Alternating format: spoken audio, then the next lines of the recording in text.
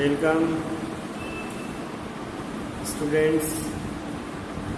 Lockdown के दौरान आप सभी घरों में हैं और ये एक बहुत अच्छी बात है कि आप लोग पढ़ रहे हैं।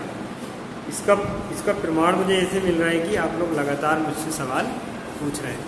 एक बात, दूसरी बात ये है कि आज से हमने ये YouTube पर वीडियो अपलोड करना शुरू किए हैं और अब ये हम लगातार करते रहेंगे और आपको चैप्टर नंबर 1 से लेकर के तो चैप्टर नंबर 21 तक की पूरी प्रॉब्लम्स को सॉल्व करेंगे, क्योंकि आपके एग्ज़ाम आई थिंक जून के महीने में एग्ज़ाम आपके होने हैं, ये बात तो तय है। और मैथमेटिक्स का एग्ज़ाम आपका बचा है या जो भी एग्ज़ामिनेशंस आपके बचे हैं आप बेहतर जानते हैं, ये सारे एग्ज़ाम आपके होने हैं।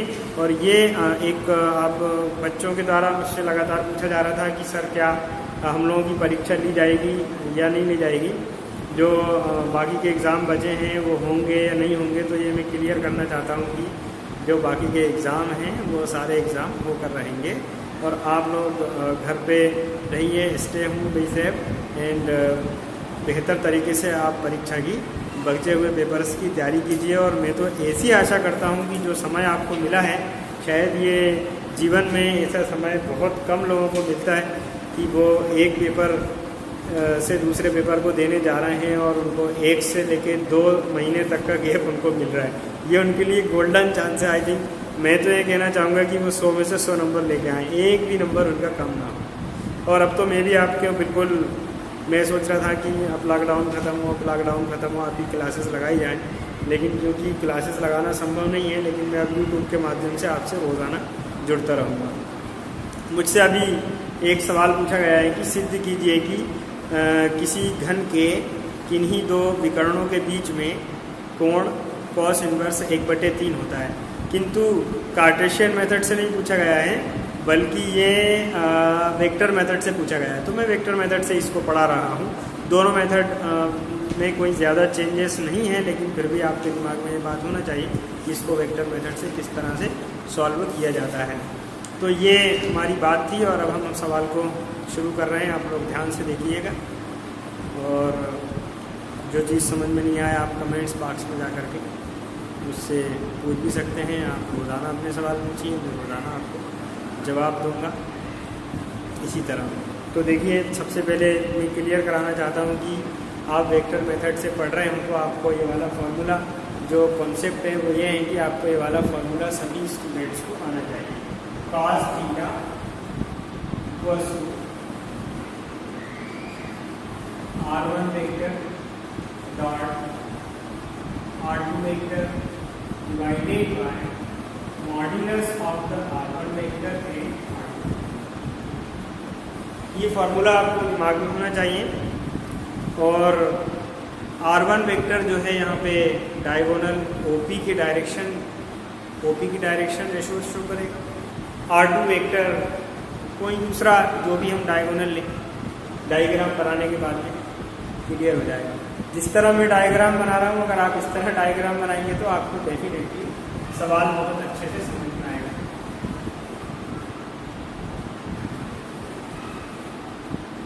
आज तो जो मेरे डायग्राम है वो भी बड़े ध्यान से पढ़ रहा है। ऑफलाइन तो उसने पढ़ा नहीं, लेकिन ऑनलाइन बड़े अच्छे से पढ़ रहा है, क्योंकि शुरू से मोबाइल चलाने का शौक है।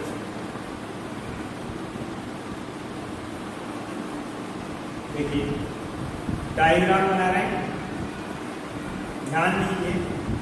अगर आप डायग्राम बना लेते हैं तो मैं समझता हूँ डायग्राम बनाने के बाद में कोई चीज़ ऐसी नहीं रहेगी जो आपको समझ में ना आए। इस तरह से आप डायग्राम बनाएंगे। एक्सिस के नाम देते टाइम, नामकरण करते टाइम विशेष ध्यान रखना चाहते हैं एक्स, वाई, जेड। यहाँ A पॉइंट पे है x एक्सिस पर, y एक्सिस पर, B पॉइंट पे है z एक्सिस पर, C।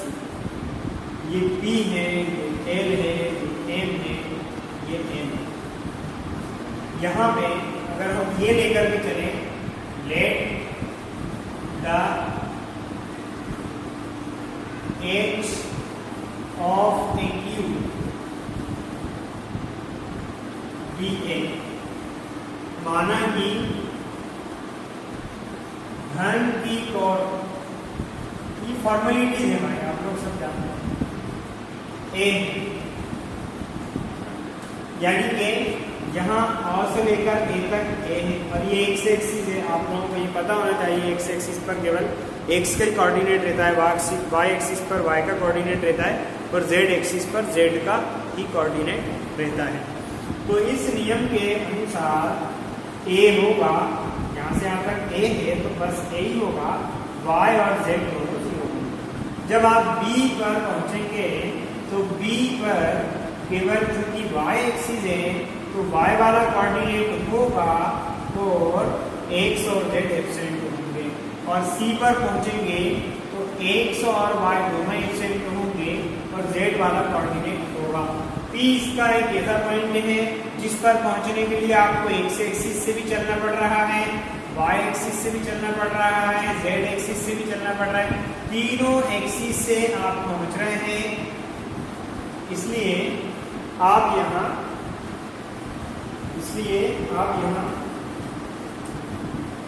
जैसे ये वाला आप ये देख रहे हैं, इसका ये उभरा हुआ सा जो कोना है ये, इसमें आपको पहुंचने के लिए ऐसे भी चलना पड़ेगा, ऐसे भी चलना पड़ेगा और ऐसे भी चलना पड़ेगा। तो यहाँ जब हम पहुंचे तो तीनों एक्सिस से हमने डिस्टेंस को कवर किया है। इस वजह से यहाँ पर जो P का कोऑर्डिनेट है वो a, a होगा। इसी प्रकार से जब आप L पर पहुंचेंगे तो L कहाँ लाइज करता है, कहाँ रहता है, y z प्लेन में A पाया जाता है। तो y और z होगा और x वाला नहीं।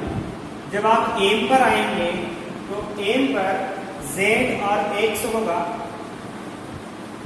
बात समझ में आ रही?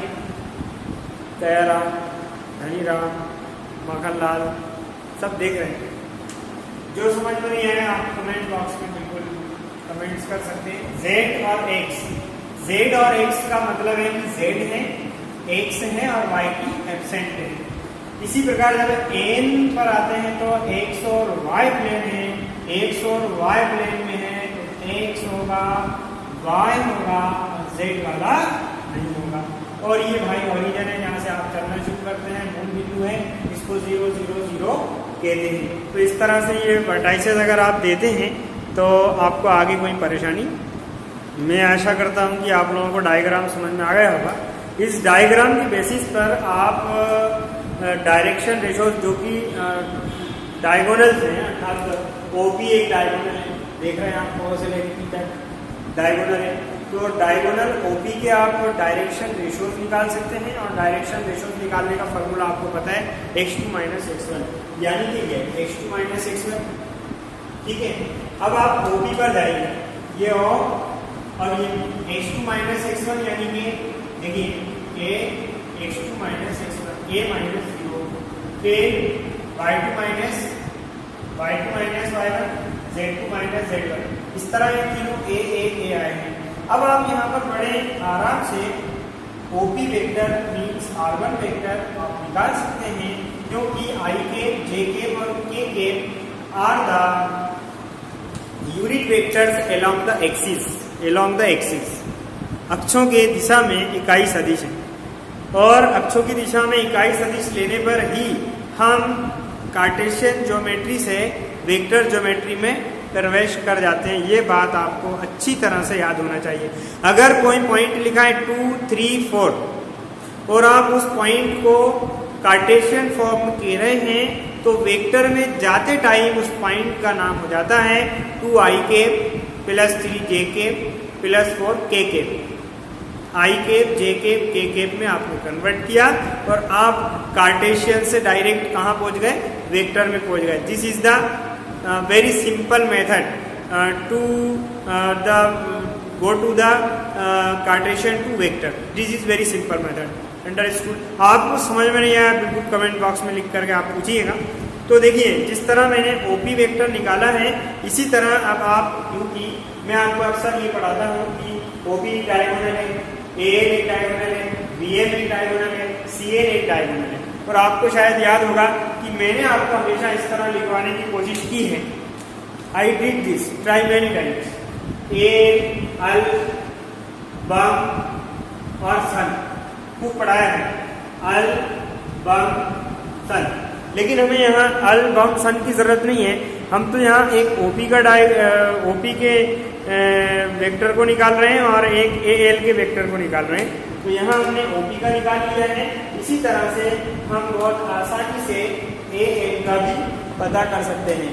तो देखिए ये एल के बारे में मैं यहाँ बताना चाहूँगा, डायरेक्शन रेशियोज ऑफ एल है ना, एल शायद दिखाई दे रहा है आप लोगों को, शायद ए के लिए हम इस तरह लिख पाएंगे, ए वेक्टर इक्वल्स, देखिए आप थोड़ा ध्यान दीजिए, x2 minus x1 0 minus a यानी माइनस ए आई के प्लस ए के और प्लस ए के। इस तरह हमने ए वेक्टर निकाल लिया। जिस तरह से मैंने ओपी का नाम यहाँ R1 वेक्टर रखा है, इसी तरह से यहाँ ए का नाम मैंने R2 वेक्टर रखा है, R2 वेक्टर रखा है।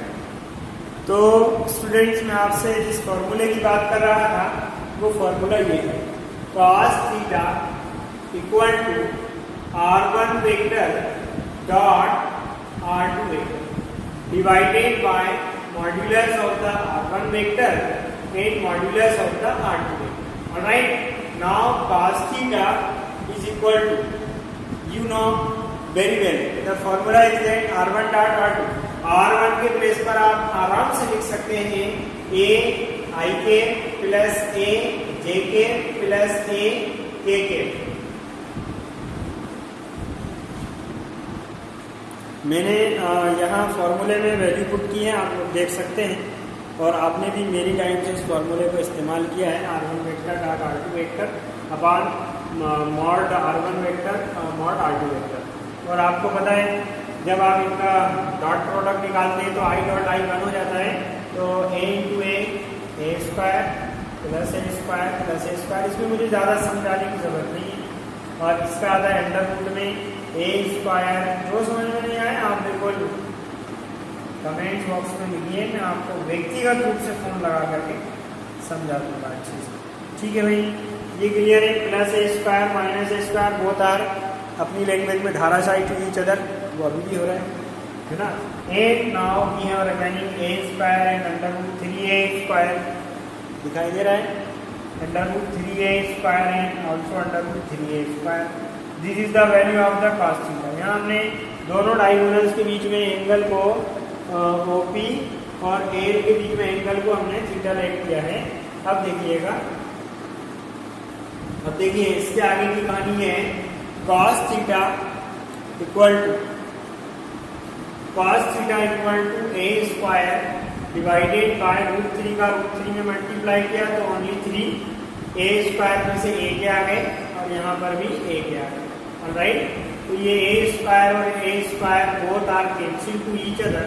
Now we have remaining only 1/3 and theta is here and cos goes to here, so even cos getting cos inverse and 1/3. So see, this proved well. The angle between two diagonal of a cube by the vector method is cos inverse 1/3। तो इस तरह आप देख सकते हैं कि ये exam में बहुत इंपॉर्टेंट है और लास्ट ईयर भी एग्जाम में पूछा गया था। 4 नंबर में एक क्वेश्चन आता है, 18 नंबर में एक क्वेश्चन पूछा गया है, किंतु वहाँ पे कार्तीय विधि से पूछा गया है। हमारे बच्चों का सवाल ये था कि अगर ये वेक्टर मेथड से पूछा जाएगा, सदिश विधि से पूछा जाएगा, तो इसे किस तरह से सॉल्व करना है, और हमने यहाँ अच्छे से बता दिया है। और आप रोजाना क्वेश्चन पूछिए, आपको रोजाना क्वेश्चंस के आंसर दिए जाएंगे। अगर किसी बच्चे को इस सवाल को लिखना है तो they can write very well. Alright, thank you very much. We will meet you tomorrow. Alright. Like and subscribe करना ना भूलें।